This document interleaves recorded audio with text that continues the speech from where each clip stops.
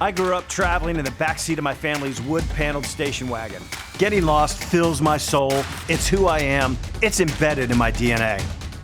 I'm on a mission to explore and experience every country on the planet, visiting the craziest, most unique places and people in every corner of the world. I'm Jim Kitchen. Join the journey.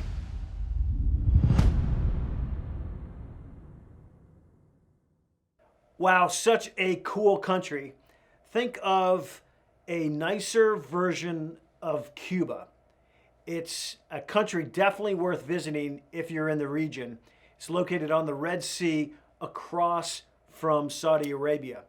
And Eritrea has been dubbed the North Korea of Africa, which I think is a bit unfair as a moniker. Today, I'm in the tiny country of Eritrea in northern Africa, which Lonely Planet calls a mini version of North Korea. Why? Well, because in 2005, the government of Eritrea took control and nationalized all of the major industries here.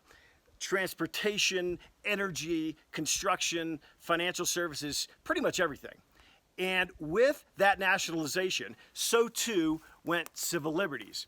However, to call this North Korea, it's unfair, particularly given this country's geography.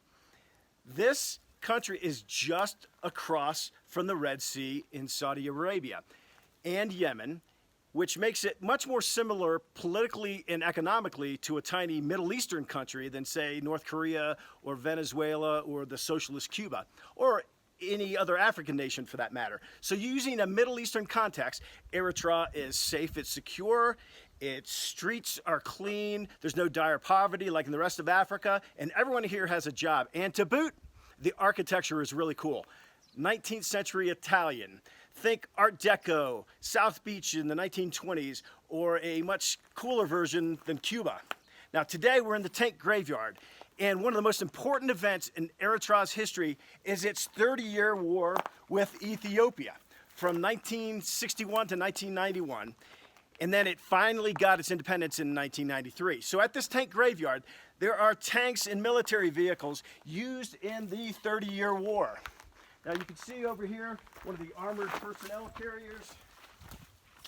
See the cool gun turret? Come on over here. There are tanks everywhere, lined up.